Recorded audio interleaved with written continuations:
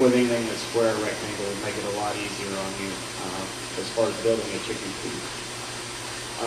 I kind of touched on wire.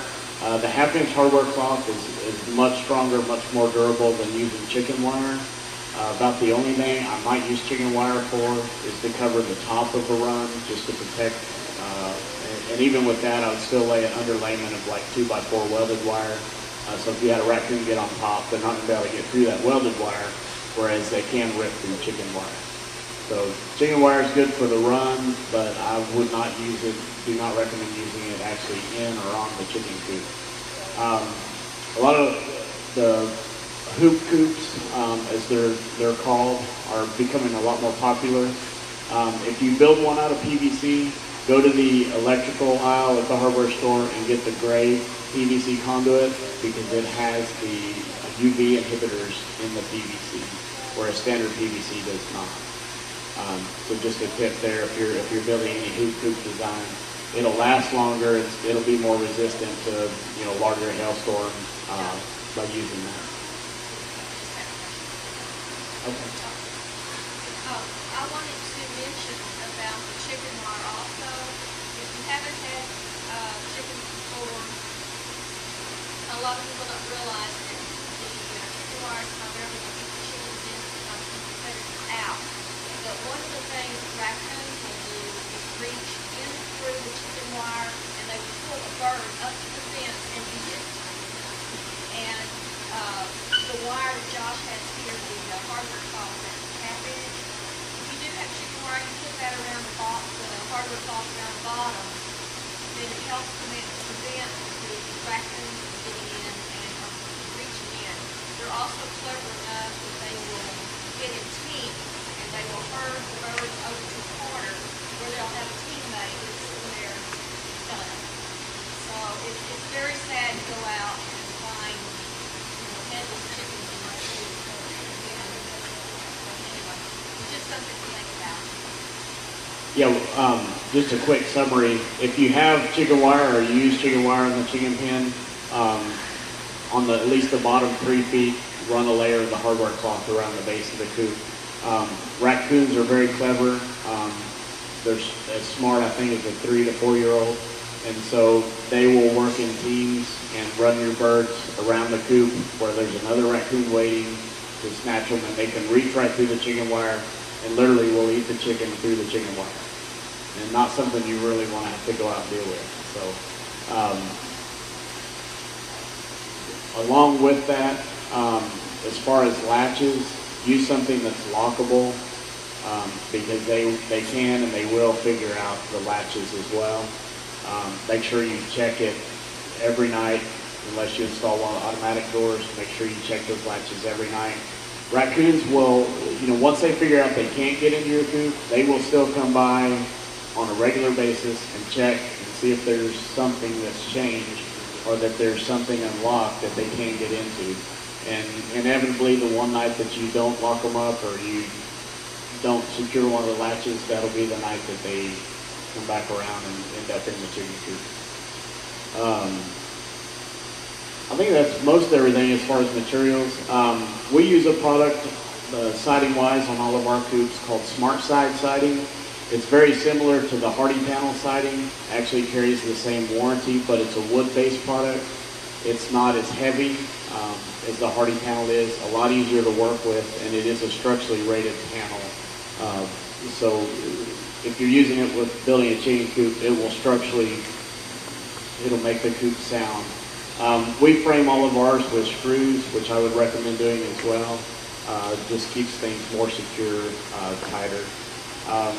Plywood works okay, but plywood will have a tendency to warp and split. And so with lumber prices where they are now, you're within a few dollars more to go ahead and buy the Smart Side siding. Right now, most places it's around anywhere from $19 to $22 a 4x8 sheet. Plywood is ranging anywhere from $15 to $30 a sheet, depending on how thick and what grade of plywood you go with. OSB's up to around $11, $12 a sheet. So I mean, for $10 more, you can go with the Hardy panel. It carries a 50-year manufacturer's warranty. They use low emitting resins when they produce the product, and it also has a pesticide and anti-mold stuff that's injected with it. So it carries the same warranty as the Hardy panel. It just doesn't have the weight. It's not as difficult to deal with as the Hardy panel. A lot of people have asked me about using cedar in building the chicken coops, and I don't really think you would have an issue as far as framing a coop out of cedar. If you want to go with the natural preservative, it's not at all recommended for bedding. If you're using shavings in the nesting boxes versus hay, use pine shavings, not cedar shavings, because it can cause respiratory problems with the chickens. More so in chicks and younger birds than older birds, but it can cause problems with other birds as well. Again, I would go with just framing. I don't think I would do cedar siding.